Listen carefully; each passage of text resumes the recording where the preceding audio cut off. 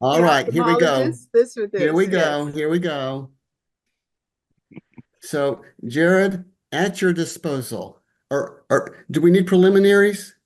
So a lot of the stuff I'll definitely add in terms of kind of post-production. But yeah, let's just kind of do a quick like overview of context of why we're chatting and a little bit of a roadmap, and then we can kind of dive right in. So yeah, on my end, a number of months back now, I gave the Cobb and Friends presentation looking at process and Neoplatonic metaphysics, and after that presentation and conversation, Thandeka reached out to me, and we had a little bit of back and forth about Plotinus and the nothingness of God, and it just seemed like such a rich possible topic that I knew I wanted to uh, yeah have a little bit more of a thorough conversation and hopefully share that out with a wider audience. So hence why we are gathered here today. And yeah, so we're gonna try to tackle some of these topics, but in ways that don't get too high in the sky, too disconnected from life and experience. And to that end, we're gonna start with some personal stories that will evoke some of the themes that we will subsequently discuss. So Shall we jump in then? I And say yes, sir. Tandeka, you would like for us maybe to share stories of of when we lost our sense of individual selfhood? Or how would No, you put it? How would you put it? I will tell you my story first, Okay. and then you'll get a sense of what kind of story comes to mind that's similar to the one that I described. Okay. Here's my story. Several years ago, I attended a concert by the master violinist Isaac Stern, accompanied only by a pianist. I sat just a few rows back from the stage and eagerly awaited his entrance.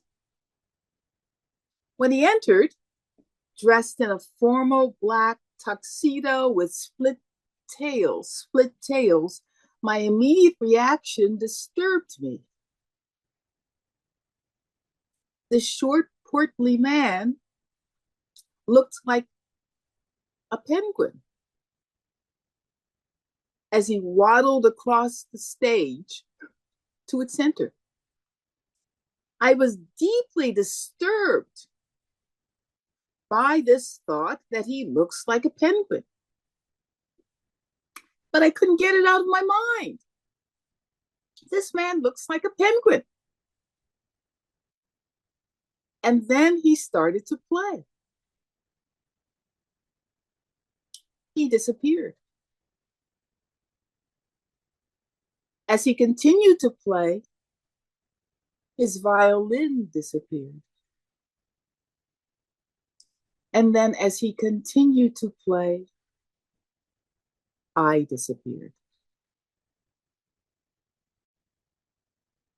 That's my story.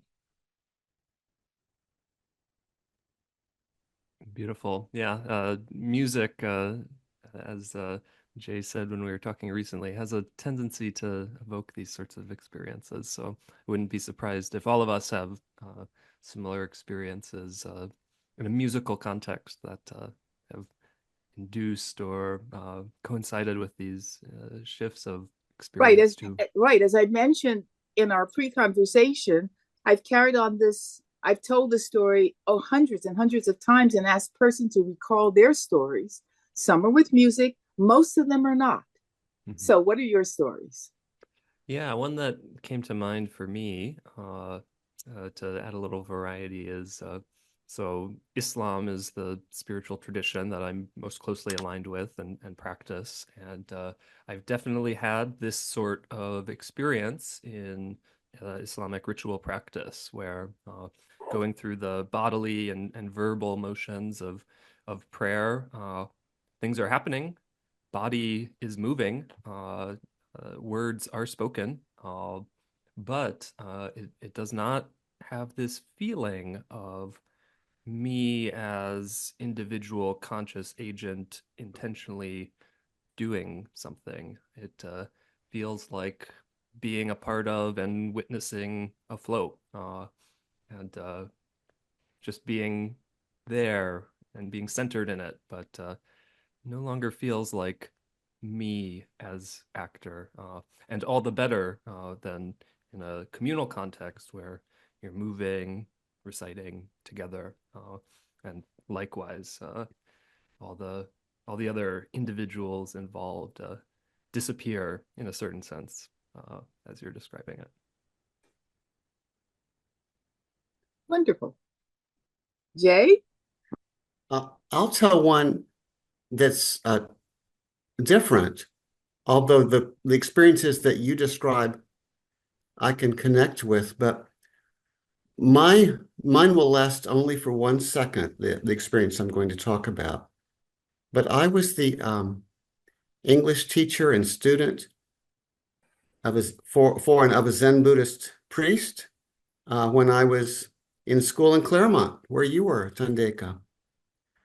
And I was deeply interested in enlightenment, the enlightenment experience. And I'd read all about it, and I was meditating, and I yearned for it, actually. I yearned for a moment of awakening in which there'd be no self. And so one time we were sitting together in a kitchen, and he made me a cup of coffee. He loved coffee too, probably made himself one too, and put it on the table in front of me. And I took a sip, and it was way too hot. And I said, ouch, something to that effect, ouch. And he said to me, Jay, that's enlightenment. And his point was, in that moment of ouch, there was no separate Jay. There was actually no separate world. There was only the ouch. And so that will be my example of an experience in which a sense of no self happens. You don't will it into existence. You don't make it happen. It kind of just happens. And I kind of think it happens all the time, actually. I think in conversations with others, and I think no self happens a lot more than we know.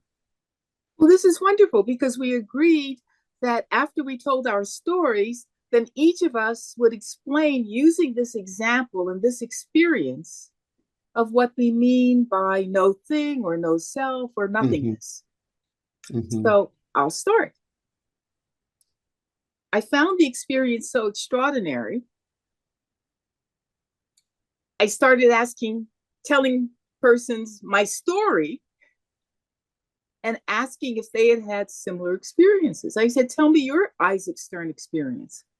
First, I did this with individuals, and then I started gathering together small groups of people. And I did this hundreds and hundreds of times. And everyone had an Isaac Stern experience. I mean, one mother described watching her 2 young kids playing in the autumn leaves, and she said, everything was enveloped in love, and I entered into this altered state. Everyone had an experience. So in the small groups, after we told our stories, listened to other stories, I would then say to the group, just shout out, what do you now feel? Free, cared for, loved, trusted, enveloped. At this point, you would think that we were at a conference of mystics. So now I said, well, obviously there's something here that we have to explore, and I don't have to explain what it is because you've already experienced it. Let's see if we can understand it more deeply, because what we said about the experience, how we got into the experience, differs. But this feeling of connection, inextricably interwoven with all of life, not as a concept, but an actual experience in which we felt lost and fulfilled at the same time, is something that is apparently common to human experience. Even though we don't experience it very often, obviously we can, because it's always there. So what is it? And I discovered initially 3 basic things. First, where it is. It's between concepts. It's between ideas. It's between emotions. It's between specific events. It's like the silence between 2 notes, or the pause between an inhalation and an exhalation, or the still point between the yo-yo going up and down. That space, which I think of as 0, I like the mathematical representation 0, because it's the absence of magnitude or quantity. So where is it? It's between events. And one other point here, because with the brain, when the brain simultaneously triggers a physical response and a psychological or affective response to the same stimulus. And so it's between our sensations and emotions, this betweenness. So I figured out where it is. Then I wanted to know, what is its content? Obviously, it's not ideas, because most of the people were not aware that they've had Isaac Stern experiences that could be explained by other people in their terms as well. So what is the content of this location?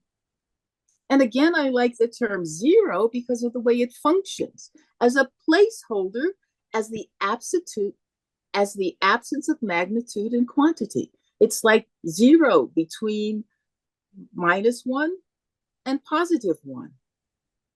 It's that in-between space that never goes away. And so this in-between space, this contentless space, makes sense to me in terms of quantum physics as entanglements, in which everything, non-events, they're together without any separation, which is why they're not part of this world, although the entanglements themselves are not things. And so thus this space, this emptiness, like the function 0, is not cognitive. And thus, Thomas Merton said, when he's in this state, he cannot, the mystic, he said he cannot even say there is a God, because that's a conceptual claim.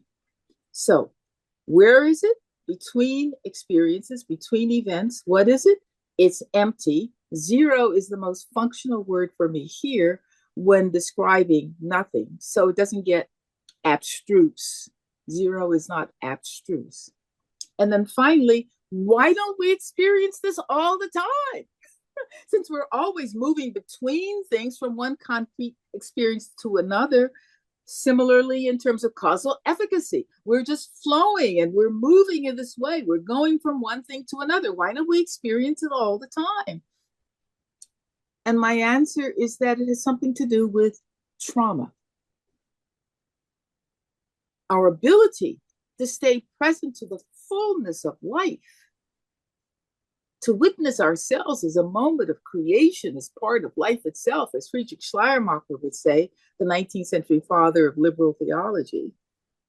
The experience of the infinite universe in a finite moment of my own life which leads the mind in a state of awe to be emptied of thought, while the body is filled to overflowing. That coincidence of the emptiness and the fullness, that's what he located as foundational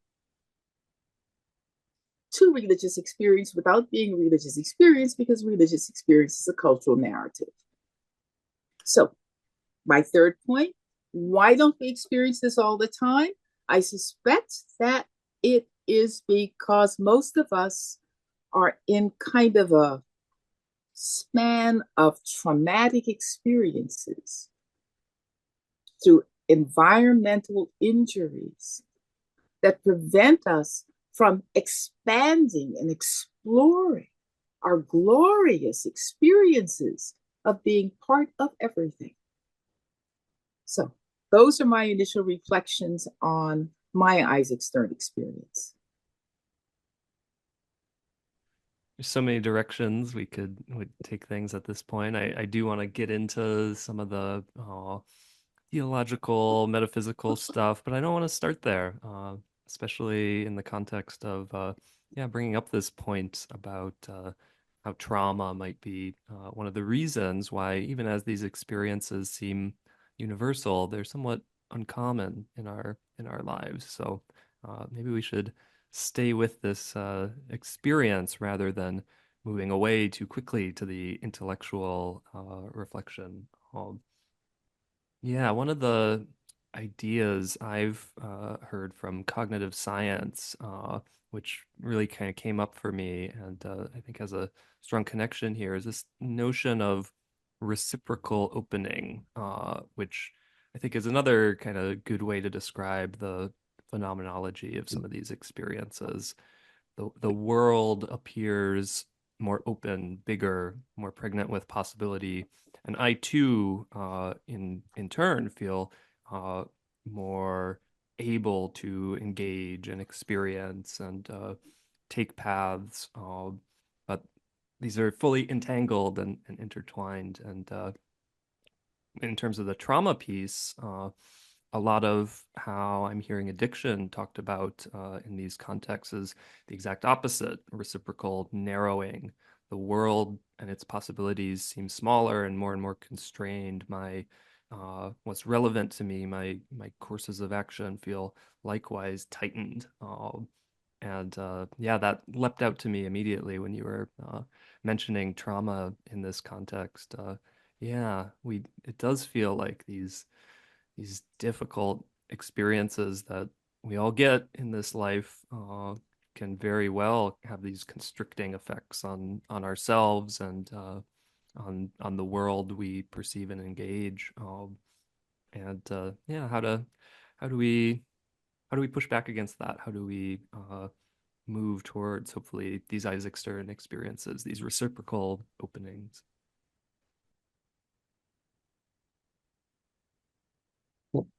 I'll add a different note, actually, because two things. One is, I actually think that the Isaac Stern experience is happening all the time, concurrent with everyday experience, which includes its ups and its downs and its joys and its sorrows and its tensions and absence of tension. So I actually think there is as much Isaac Stern, that experience in a moment of pain, as in a moment of pleasure. And it's not necessarily between moments, it's also within moments. So that's point one. You can put it in Buddhist terms if you wish. Emptiness is form, but form is emptiness. It's let emptiness be the Isaac Stern experience and form be the moment of pain or pleasure or whatever. They co-indwell. They are the same from two different points of view. That's point one. But here's point two, and this is something I wonder about. There was a time in my life when I was all about interconnectedness. and all about the idea that we should feel more connected and um, more healthily entangled with the surrounding world with a sense of kind of harmony and oneness. And the problem, I said, is the ego. That was my rhetoric. But I met somebody that had been abused by her husband rather terribly. And she heard me with my rhetoric of interconnectedness and transcending the ego and all that. And she said to me, Jay, you go transcend your ego. That's fine. You go enjoy that interconnectedness. That's fine. But what I need is more of an ego. I need to feel like an individual self because I felt like a nothing, a doormat for in the presence of my abuser. I did not have enough of an individualized self. And so the yearning to transcend the self, her point was, kind of depends on your social conditions and whether you have a self in the first place to transcend. And she was critiquing my universalization of interconnectedness and ego transcendence as the answer to all problems. She was basically saying, not mine. So I was wondering if what place does being and having an individual self different from others, not simply entangled, but unique. What place does that have in our Isaac Stern world? I have two responses. Terrific. First, and again, I will start with a story to try to keep my comments grounded, because I believe we are exploring metaphysical and phenomenological issues, but without creating the fallacy of misplaced concreteness, thinking that the ideas themselves are clearer than, well, I don't need to elaborate. Okay. First, the disposition. A couple of years ago, I went to a magnificent Beethoven concert in which there was a 100-voice choir singing and a soloist as well, 2 or 3 soloists. The music was just enormously inspiring. So after the conference, I think I took the T home. I'm not sure. I could have flown. And when I arrived home, my agent had called, and she had just reviewed a manuscript for a new book. And she said, you still have to work on chapter 5 or something. Needs a little more work before I send it off to a publisher.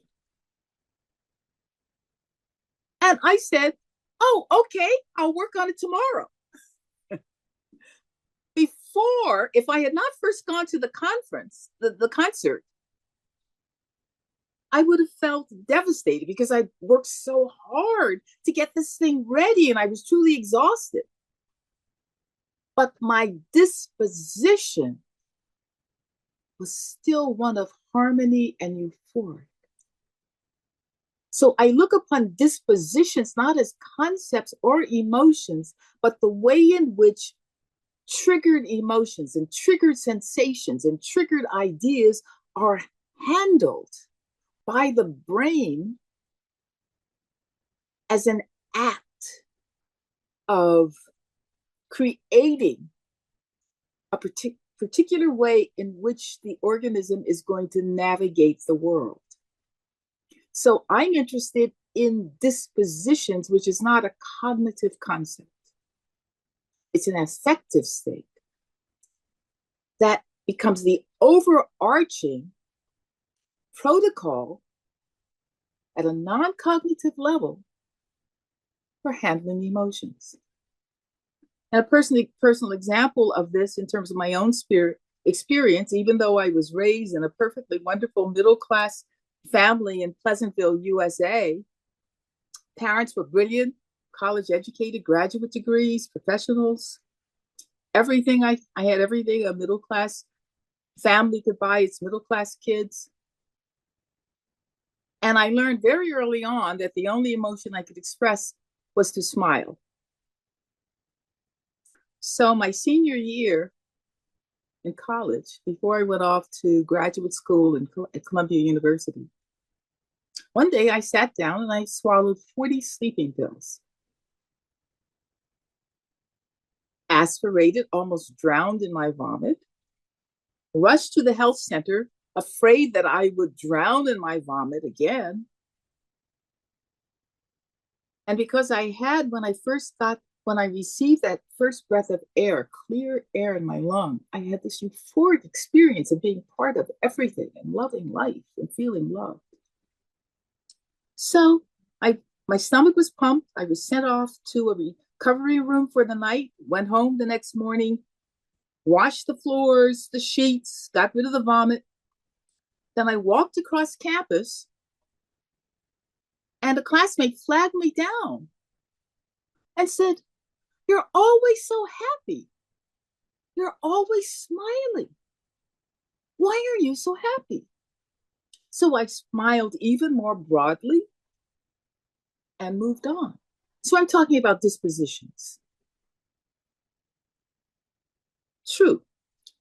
To the point of the individual self, the question becomes, how does the neuropsychological studies, we track how the infant begins to develop a sense of selfhood.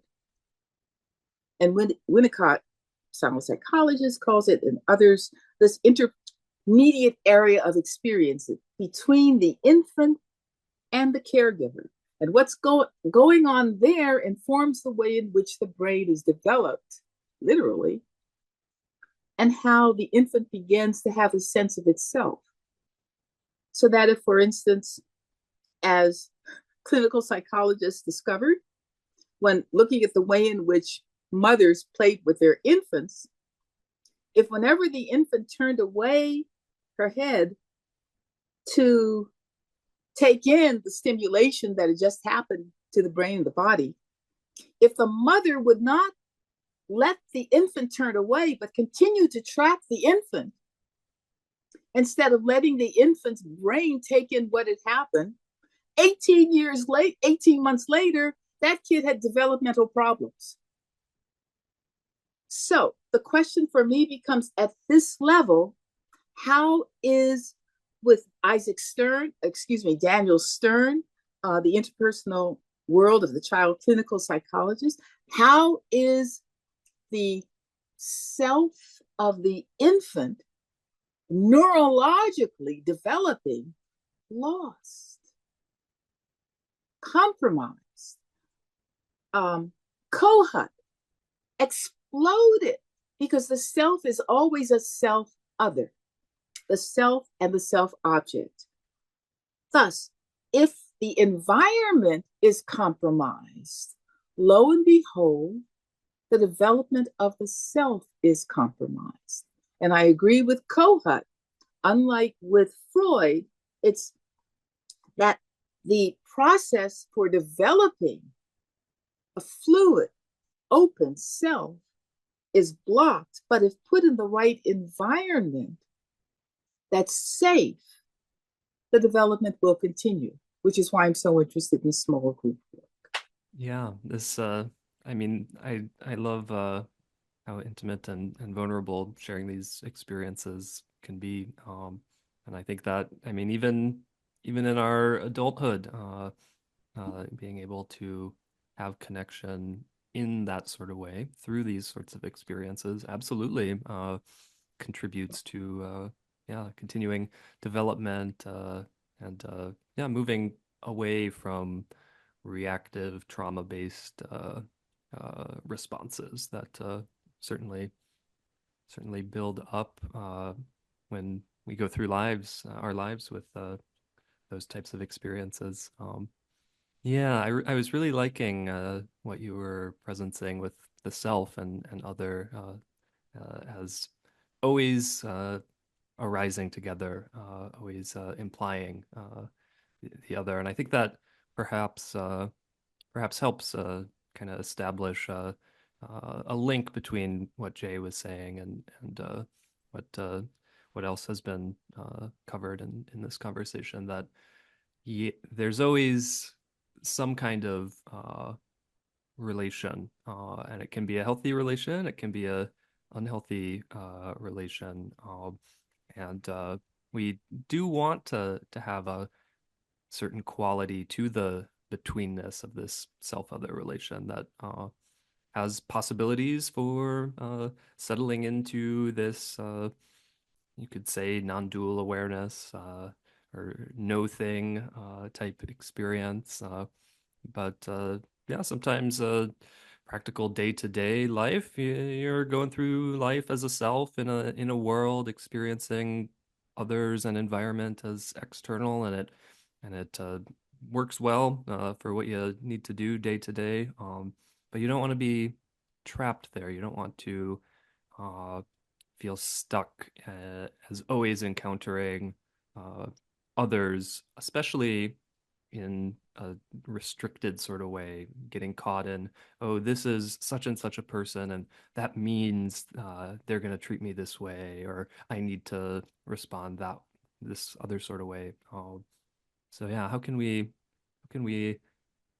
allow some of those trauma responses to melt away so there isn't such a stricture on some of the self-other relationships we experience in more We have to everyday put the consciousness? brain in a safe space, a small group, a safe space, because then the brain will say, oh, okay,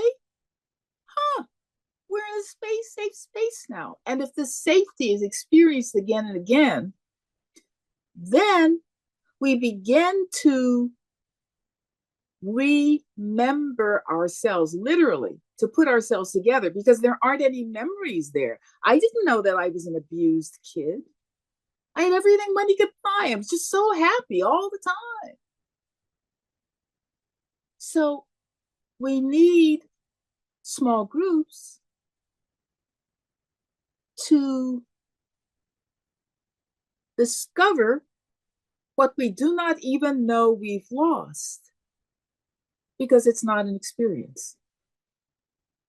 It's not a permissible experience. Since we were raised in environments in which, in order to survive, we had to look upon our abusers as our saviors.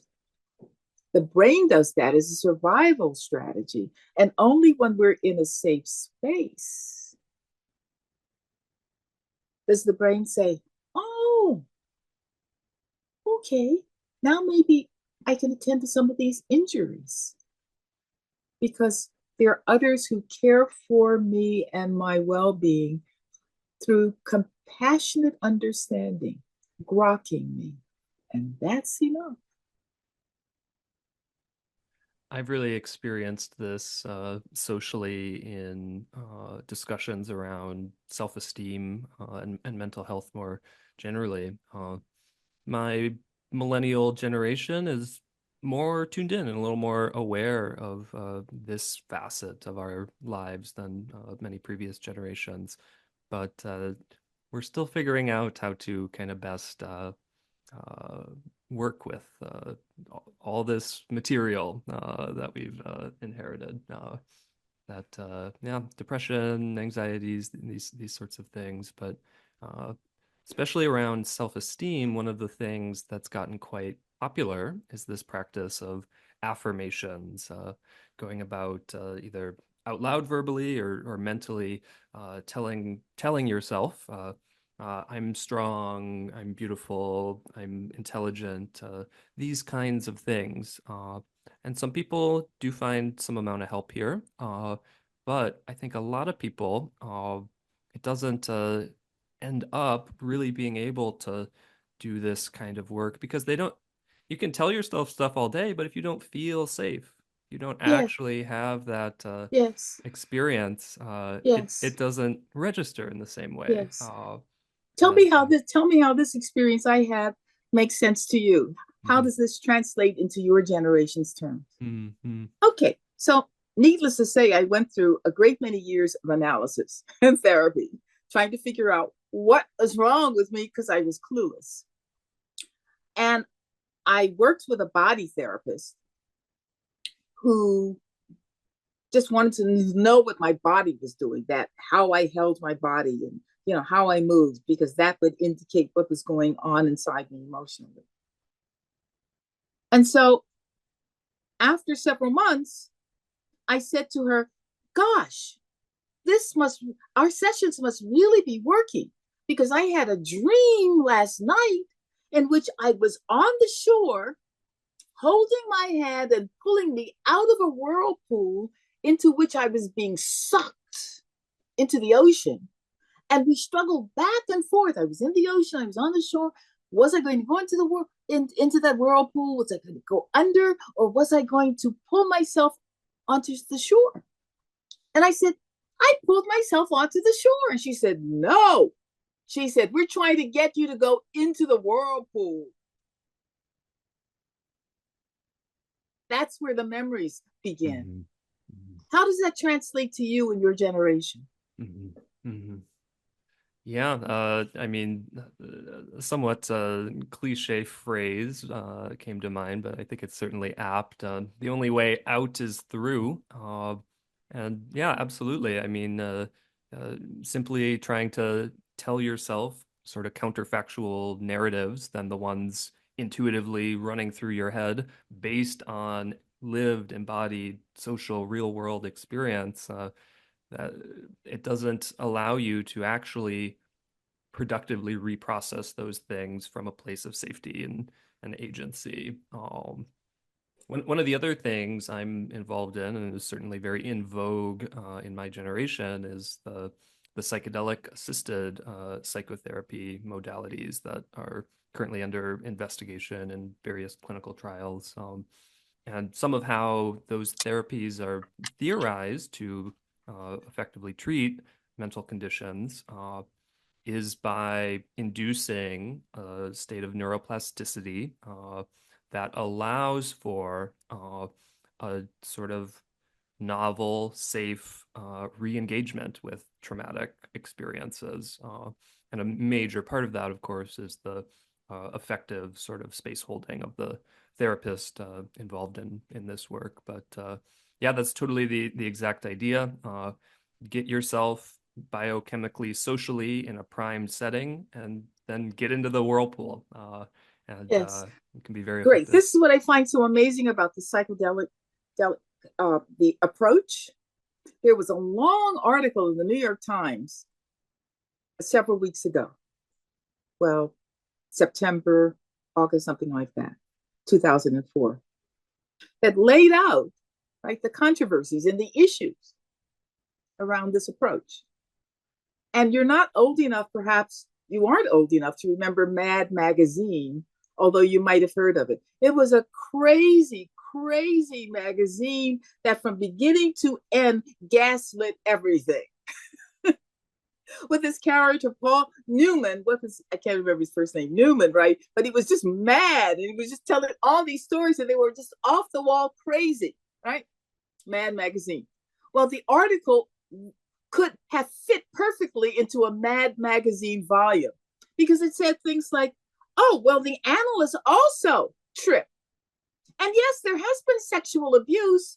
And yes, a lot of people have been injured, on and on with the details. And then at the end, the reporter said, well, but it's kind of worth a try. What I found most astonishing about the piece, other than the fact that it should have been in Mad Magazine instead of the New York Times, was that it was another example of not paying attention to the environment that abused the person that caused the trauma, because that's systematically what is eliminated or ignored, because patients are treated as if their Pleasantville experiences are actually true.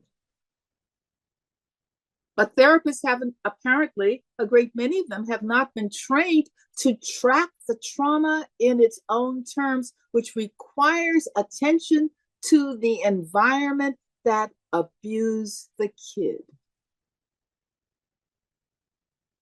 One other little story here. Should I tell it? Go right ahead, please. Alice Miller, in her book, her essay, A Drama of the Gifted Child, psychoanalyst, she said, why are so many brilliant, highly successful persons ending up on my couch? And here was her answer. Her patients, her clients, had been raised in environments in which their parents said, we know you can do better. We know you can excel. We expect you to excel. So the kid would excel in order to be loved, but the parent would say, good job, instead of good you. So the kids felt ignored and not loved. Because again, what was praised was what they did instead of who they are. That's what's not being grappled with these days in most of our psychoanalytic and psychological tools. The environment that's crushing us, regardless of race, creed, class, gender, you name it. It's systemic. Right. Yeah. I mean, even if the child is perfectly succeeding along these determined lines, it still is sending a signal of this is conditional. And Right. our nervous systems certainly pick up on that. That's right. For And we sure. feel fundamentally unloved. And that's the big secret, the big lie, Mhm. which we carry forth in order to survive in a toxic environment. Mhm. Does your generation know that? I think we're getting more tuned in. Yeah, we're getting more tuned in, but I mean, it's hard. It's hard not yet having that many role models. People are trying to do all sorts of different things. But on a broader cultural level, we're still in the context of individualistic, capitalist, consumerist sorts of social organization. And I mean, in I'm a big fan of pluralism, but it's certainly a fragmentary pluralistic experience right now, whereas there have been social contexts where there was central spaces, the church, uh, always imperfect, but you could go and there might be something there for community, for safety, for spiritual and deeply emotional experience. And there's just so many people that don't feel like there's an obvious place to turn at all for that sort of context. But we're working on it. Emotional comfort and emotional safety. Yes, which is why I'm so interested in small groups, because they become mini congregations, micro congregations, micro eco villages, 5 to 8 persons. We call them universal connections groups. And the series that we're producing called Untrolling America is showing how we got into this place and how we can get out of it. Because our congregations are tanking because they aren't attending to the emotional needs and support of people in safe ways. Maybe we should turn a little bit, in the interest of time, to spirituality and God and theology, just because we want the variation in what we talk about. So, Jared, I'm going to ask you a question to enter that world. Some in your generation, but I think you would be an example, exhibit a desire, maybe even a yearning to to reclaim tradition of one sort or another. But in your case, it's the Islamic tradition, and the rituals, and the community, and the deep history. Do you see much of that? I think question one is, do you see much of that around you, a desire to reclaim tradition? And how is that connected with the desire to be a whole person, a loved person, a person in community with others? Do you draw those connections yourself? Yeah, that's a beautiful question. I feel like yeah, we're only kind of beginning to discuss this kind of more emotional, interpersonal side of this interesting cultural shift that yeah, very palpable in my generation. So certainly we have the nuns, Nones, as kind of the biggest growing spiritual affiliation, which is no spiritual or religious affiliation. But there is also a counter movement happening of people finding ignited interest in especially more traditional religious forms, Catholicism and Eastern Orthodoxy in the Christian world, especially, but you definitely see it in Islam and even Buddhism. People are more interested in, say, Sangha, yeah, a not just traditional. meditation, but Sangha. Yep, not just mindfulness, not just Buddhist teachings as kind of wisdom teachings, but being part of a Dzogchen lineage or the Soto school of Zen or something like this. And on a positive side, this can be a sort of move away from this kind of atomized individualism into participation in community, in a lineage that is beyond just the kind of temporal experience we find ourselves in right now. I think it can also, though, to the point of so much of what we've talked about so far, be a trauma response, grasping for an identity that is justified in such strong metaphysical, theological sorts of ways. I am saved because I am a part of this tradition, of this community. Where's that? Where's that deep yearning coming from? That something beyond our immediate experience, beyond just who we are already, needs to be clung to as a justification. Look here, I am justified, I am saved. See, it's true. But yeah, to Thandeka's point, like we need to have these safe contexts where great. If you can point to your love and affinity for a tradition and have an attachment there, wonderful. But you being able to feel these this sense of justification, love, worthiness, organically, intrinsically, is even more foundational. So let's talk about God. And I've had more than a few conversations with Thandeka, and she's a non-theist. And No, of course, no. what I was just going to add, of course, I'm going to let her speak for herself. Right, but So, no, I'm not a non-theist. Yes. okay, you're not a non-theist. So I think you're not a theist. Is that correct? I don't use the three categories of theism: atheism, theism, and non-theist. I don't use those categories. It would be like saying I don't have an elephant in my closet. You haven't a clue as to what is in my closet. So if you use any of those three terms in describing me, you haven't a clue as to what I'm actually saying. Well, I don't mean to be clueless here, but what I do want to do is to open up a discussion of, I'll use the word God here, and nothingness. That's what I'm aiming at. And if God is not your word, find another word. It's fine. Ultimate reality is fine. You know, any term you choose is okay by me.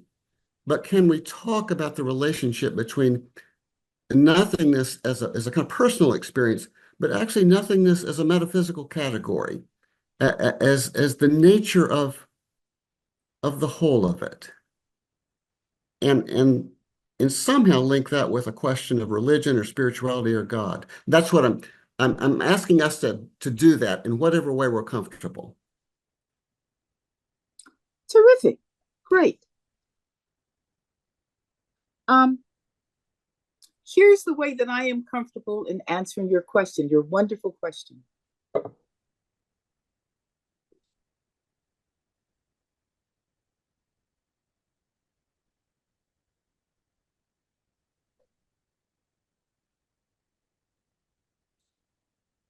I have experienced countless times. I've had countless Isaac Stern experiences of feeling inextricably interwoven with all of life. Or Schleiermacher, 19th century theologian, would put it, experiencing the infinite universe in a finite moment of my own life. Countless times, numerous times. With Schleiermacher, I say, the experience of being inextricably interwoven with all of life, experiencing myself as part of the interdependent web of life, is an affective, emotional experience in which my body is literally filled to overflowing. It's William James's perforated edges of consciousness, just filled to overflowing with all of life, not figuratively, but literally. And then Schleiermacher said, so what's the mind doing when the body is filled to overflowing with the manifest of the universe? The mind is not thinking. It is empty of thought. The null point of consciousness, he called it, the null point of thinking. So the body is filled with all of life, literally overflowing. Isaac Stern's experiences. The mind is empty of thought. No thought is present, which is why Thomas Merton, Trappist monk in the States, says, I can't even say there's a God because that's a cognitive claim.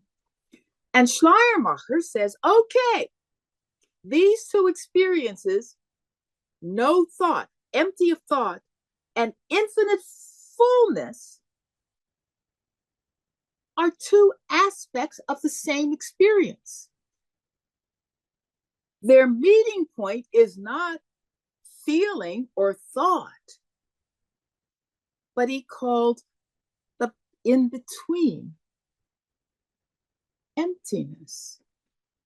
And it's here that Buber and Merton and Schleiermacher and Dilthey and D.W. Winnicott and so many others point to as the birthplace of religion, but not a religious experience, because all religious experiences, Schleiermacher, are cultural constructions and narratives. Whereas the feeling, the experience of being inextricably interwoven with all of life and the mind, the state of awe, is constitutive of being human. Thus, what's said about it defines a person's individual experiences and cultural traditions, which creates a religious narrative or a spiritual narrative. That to which it refers is not a cultural construction. And thus, when Schleiermacher was asked, as the father of modern liberal theology, well, what's your definition of God? He said, I can't give you a definition of God. That's a cultural, that would be imposing my way of thinking on projection, would be projection. So the only thing I can say, if you insist upon me having a doctrine of God, is to tell you how I feel when I feel inextricably interwoven with all of life, or the feeling of absolute dependence, which is love.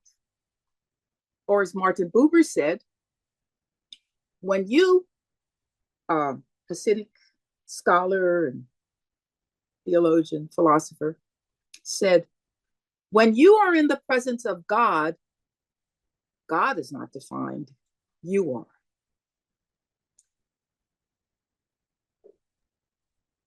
Jared, do you want to pick up on that? Yeah, absolutely.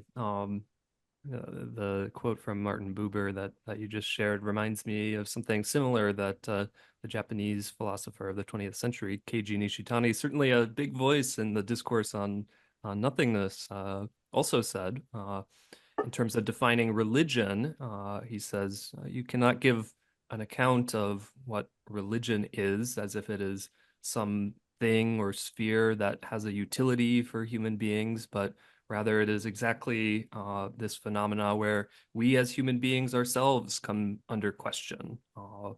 And that is how he begins his exploration of this idea of nothingness, nothingness, shunyata in the Sanskrit.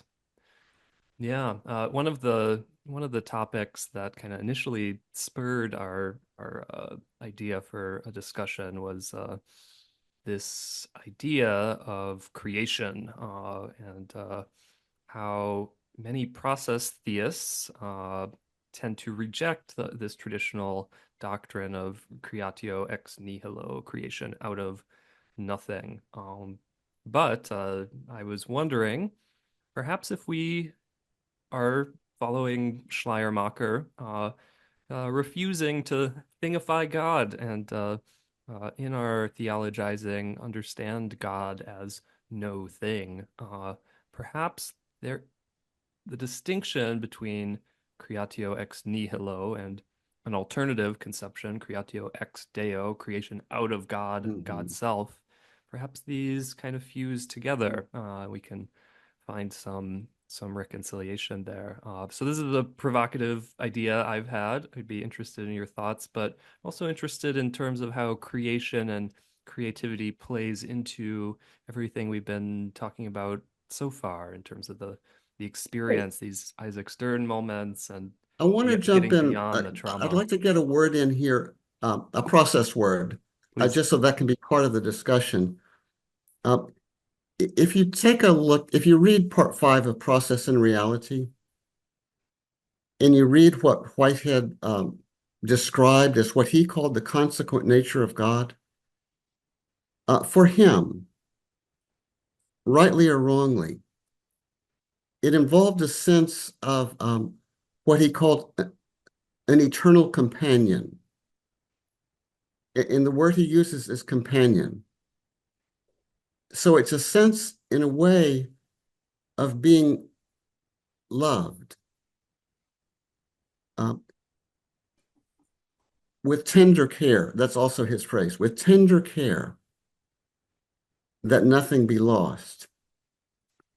And I want to honor that experience as a, a legitimate religious experience. And sometimes when I hear people talking about nothingness and emptiness and shunyata, I kind of get that, but it doesn't seem to me to be the whole of human religious life. If you look at kind of the totality of the history of religion, it has involved interchange between people and gods in a kind of healthy way and unhealthy way, depending on how you define it, a kind of sense of a dialogical relationship, or to put it in Buber's terms, an I-thou relationship with God as the eternal thou. So my question is, does that have a place uh, also in your understanding of genuine religion? And by the way, I have to acknowledge, I find the word religion problematic. So I'm kind of not on board because I think it's a Western word and has countless meanings, and it doesn't actually touch so many aspects of Asian, East Asian and South Asian and in indigenous ways. So that's not my word, but I'm willing to use it here. In the history of religion, what do you make of those I-thou connections? I think Whitehead felt that. with his sense of a great companion, a tender care that nothing be lost. Does that have a place? All right. End of Yes. me. 3 points. First, to go back to Nishitani and his book, Religion and Nothingness. As a Buddhist, he said, I'm going to continue the investigation of nothingness because Westerners can only go so far because they don't understand shunyata, emptiness. They, in this way, are creating the fallacy of misplaced concreteness by treating nothingness as an idea as opposed to the experience of the falling away of the constructed self. And so thus what we have to do, Kensho, is to see what has been blocked off. So Nishitani and the Kyoto School of Buddhism use Western concepts, okay, Heidegger and others, to push beyond the blockage of the Western mind and its inability to move beyond concepts into the actual experience of feeling inextricably codependent origination. Whitehead. As Whitehead says in part 5 of Process and Reality, he says, oh, by the way, when I talk about God, it's not because you will not be able to find a cognitive link between the first part of my book and my discussion of God. That's right, Whitehead. It isn't. You don't find it there. And so thus, again, I reaffirm Schleiermacher and Cantwell Smith in the beginning and end of religion and how religion was invented by Schleiermacher as a way of explaining how specific communities and individuals reflect upon the experience of feeling inextricably interwoven with all of love, of life. And then he defined religion as the cognitive descriptions and reflections on that experience, which have their own social history and personal biographies. So, thus he made the distinction between that and simply feeling inextricably interwoven with all of life, which is not a cognitive experience. So when Whitehead says, yes, companionship, yes, that's Whitehead using his Christian theistic background to explain and the cognitive nature of God, to explain in theistic terms what he has not demonstrated metaphysically. And the need for that. I don't really agree with you on Whitehead, but it's okay. It's okay. But he did say, right? He did say you cannot get from part 1 and 2 of my book to the end of it. And I don't remember where he says that. You'll send me the page. But I think my more general question is, the Kyoto School was very much influenced by Zen. And I'm trained in Zen myself. And my PhD dissertation dealt with Nishitani. So I know that literature pretty well. But I also know that in Buddhism as practiced in Japan and in China, it's really the Pure Land traditions that are by all means the most popular. For good or ill, it's the Pure Land traditions that speak of celestial bodhisattvas with whom you have a relationship. And I think that is kind of a little bit in the spirit of Whitehead's notion of a great companion. They're in the same family. And I just want to say, is there a connection? Should we say of those people, if you really understood, you would realize that that's a social construct of your imagination. And the ultimate reality is the inextricable entanglement of all things in one another, if you really had your head on straight. Or by contrast, should we say, that's part of Paticca too. That's part of the interconnected web of life too. You go with that, if that's where you are. I think that's where Whitehead is. I would find it arrogant to say of another person's spiritual experience or religious claims that, oh, if you only understood this a different way, then Yeah. you'd have disagreement. I mean, the That's British that's tried to set what this I'm up, resisting and myself. that's what I'm what resisting. yes, but we are at this point not trying to convert each other's to each other's perspectives, but rather trying to understand them. And for me, Theravada Buddhism is particularly attractive because of its 3 levels definitions of morality. Its first definition of morality is the golden rule: do unto others as you would like them to do unto you. Okay, they say that's all right, but it's pretty selfish, isn't it? The second level is do it because it makes you feel good. There's that self again. The third level is your very nature is compassionate. Your very nature is compassion. And that's a disposition that is enormously wise, such that even in the midst of pain and suffering, you say, forgive them, for they know not what they do.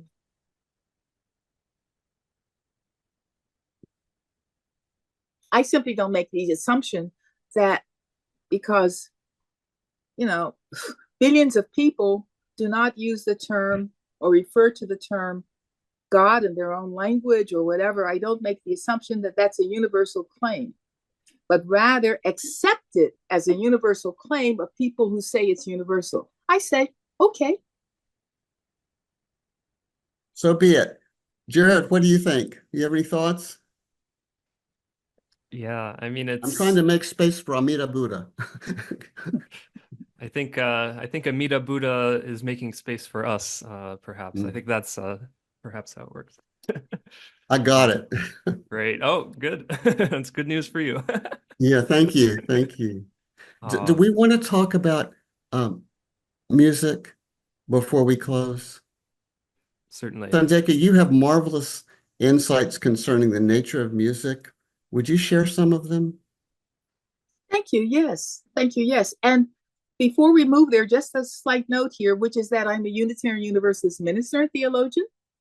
And as you know, everyone, all kinds of persons are in the Unitarian Universalist tradition, theists and non-theists, all kinds of people. So we try to make space for all of us.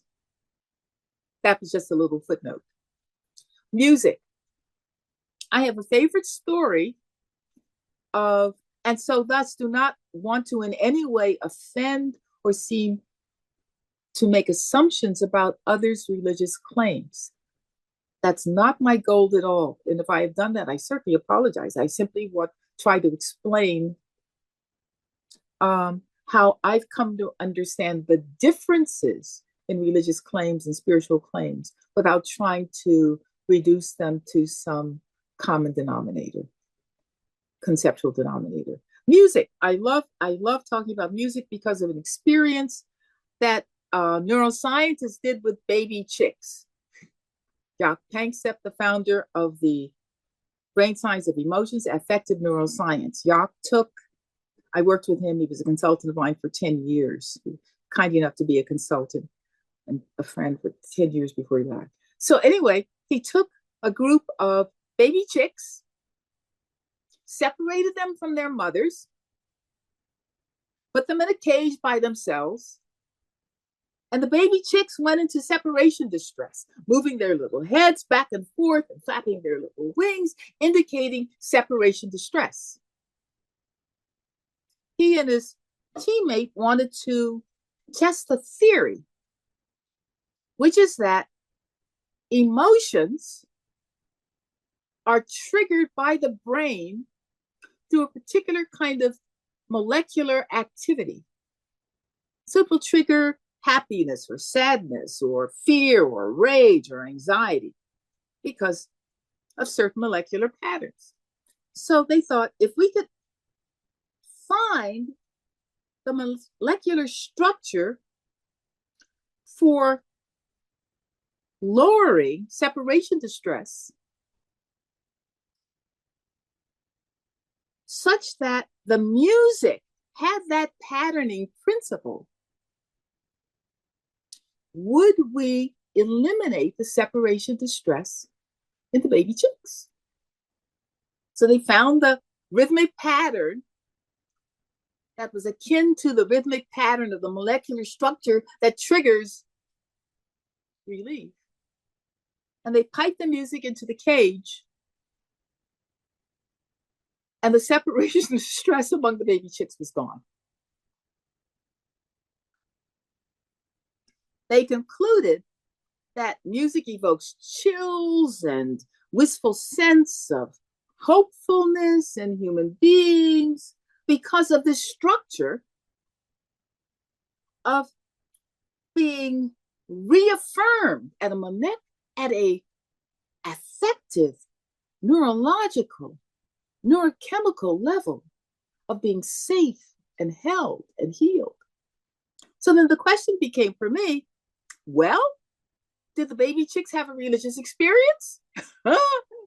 And Schleiermacher would say, well, no, actually, they just had their separation distress lowered. A religious experience is the use of reflection and tradition, new or handed down, to not only explain what has just occurred, the liturgy, the change in feeling,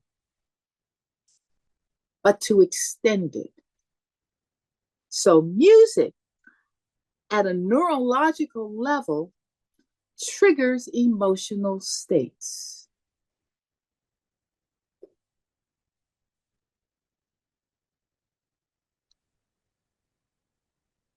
Jared. Make tracks really well with my own experience as a musician. I mean, another story I could have told at the outset was performing in the wind band that I was a part of during my college years. Yeah, certainly some intensive experiences across the emotional spectrum.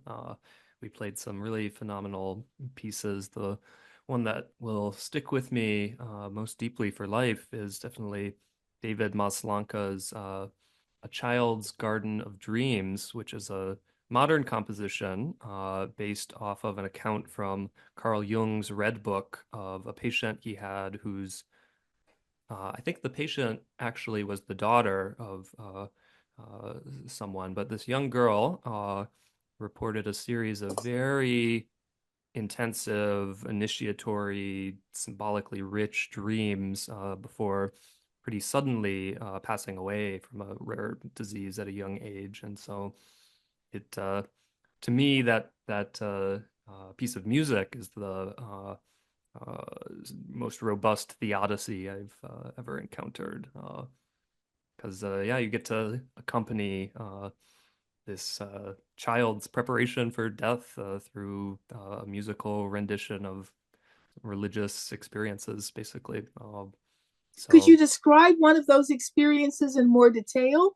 You weren't expecting it, but something happened. Could you describe what happened? it can certainly be For you, as right? yes, yeah, a sort of intensive flow state. I mean, we get the flow state doing all sorts of things, but here it's not just, oh, I'm kind of in the zone, but you are member of this larger organism, this larger beauty making symphony, and the experience of playing and performing definitely no longer has this individual quality to it of, again, agent action sort of thing. You are pulled along as much as you are pushing things forward. And Is it like the music is playing you instead of you are playing the yeah, it music? definitely can be. But the full range of kind of emotional experience can be there in the midst of that. I mean, there was times that I had tears in my eyes performing this music. So it wasn't like I was, I mean, a lot of flow state, it's just, oh, there's pure concentration, pure Right. But sort of that's the baby focus. chick story. Hmm hmm You're hmm triggering emotions in Yeah. you, your hmm brain. Yep. I wonder if music is also a kind of ontology. And here's what I mean. On Christmas Eve, I always listen to the music at St. John of the Divine Cathedral in New York City. And they always bring in a local opera singer. It's typically the same person to sing O Holy Night toward the end. Wow. And it's got an orchestra and it's got a choir and they build up and build. She builds up and builds up and builds up. And it in the last verse or there around, she hits that really high note. And I remember feeling that, hearing that, and feeling this is so beautiful. This is so beautiful that it kind of transcends all suffering. It transcends all suffering. There's something so beautiful that it transcends suffering. And you can deal with anything in your life if you know that beauty. And so that's a kind of ontology, if you see what I mean. That's a kind of revelation of something about the nature of things. Something about the nature of things. I have a feeling there's all kinds of things to learn about the nature of things. One of them is that kind of beauty. Also, music can reveal suffering in actually wonderful ways, and joy. But, Thandeka, in Whitehead's philosophy, feeling is everything because the actual occasions of experience of which the universe is composed consist of prehensions, and prehensions are feelings. And they have something called subjective forms, and he calls those emotional tones that clothe feelings. So that means everything we see and touch and feel is an aggregate expression of feeling, one way or the other. So music, I think, is what feelings sound like. Literally. And yeah, literally, Baby chicks, literally. literally. Not as a metaphor. No, Literally. I mean literally too, not metaphorical. So Yes, I mean, amen to what you said. Amen to that. Amen to that. And yes, I mean, as John Cobb Jr. said, process studies is a philosophy of emotions. yeah, it is. And Whitehead was interested in what the brain does. He was. And he wrote Science in the Modern World because he noted that the Western tradition had been ignoring emotions, causal efficacy, et cetera, et cetera. Yes, so yes, absolutely, amen to what you're saying. And he wanted to rewrite Kant as a critique of pure feeling. I mean, that's one of the things he says. Would that Kant would have written a book called The Critique of Pure Feeling, not just a critique of pure reason. Yes. That was a quip, but it was a wise quip. Yes, and I went to Schleiermacher Yeah. from Kant because Schleiermacher actually wrote the text. Yes, he did. And he said of Kant's second critique of critical reasoning, that practical reasoning, he said that Kant had fallen away from his own insights by failing to take into account what the nervous system does. It kind of brings the body back into things. Literally. Yeah. And Whitehead had a phrase, the withness of the body, Withness. Yes. Wherever we go, our body is with us. And we are always with our body. It kind of, it's the place. Yes, wherever our body goes. Yes, wherever our body goes, we are with it. Or it can go either way. Point, and I know you know this, Jared, as well. At a certain point, you're in the middle of the night, you're working on something, and you don't want to stop. You're really onto something, and the body will say, "Continue without me." Okay, I'll go to bed now. Carry on. I'm going to bed. That's good. That's good. Okay. Universal connections are small groups, 5 to 8 people, sometimes even smaller, that meet weekly for 2 hours or less if the group decides, in which they have a formal, informal check-in. What's going on with me? How do I feel?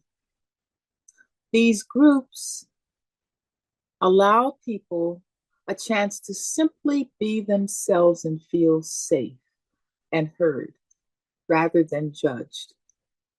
So we've created Universal Connections, small groups, and are inviting as many people as possible to go to our website, universalconnections.world, universalconnections.world, to sign up for these groups so that you too have a safe space to rediscover and reaffirm your whole self with others, because we are truly communal beings. And Untrolling America is a 10-part multimedia series in which we track how we lost ourselves environmentally, in terms of our environment, our home environment, in terms of our history, and how we can retrieve it. I think of this kind of a Sesame Street for adults. As a kid, when you watched Sesame Street, you learned how to read, and you had a good time doing it because you didn't watch it because you wanted to learn how to read. You just were entertained. Similarly, in Untrolling America, you watch it because the series are compelling. I'm an Emmy Award-winning television producer. So we're constructing these so that it's a narrative from beginning to end. My story's in it, your story's in it. And as you watch the series, you begin to reflect upon your own experiences and have aha moments. So in this way, the series itself teaches, if you will, emotional literacy, and leads into, we hope, your desire to form a small group to continue the work. So that we think of it as a grassroots initiative, both of these programs as a grassroots initiative to heal ourselves and Mother Earth. Wonderful. And we'll have links to all those things in the description, so you can definitely follow up, especially if you want to, experience personally some of these kind of small group, safe spaces that we've been talking about in this conversation. So thank you. And if you want to donate funds toward our production of the Untrolling America, please feel free to do so, because we want to produce these in a way such that it's absolutely compelling, if you will, television video. wonderful. Well, Thandeka, it was wonderful talking to you. I feel like we covered some really novel and evocative territory, both personally and intellectually in this conversation. So thank you for being on with us. Thank you so much for the invitation, and it's always a pleasure to be in conversation with you. Thank you so much, Darren.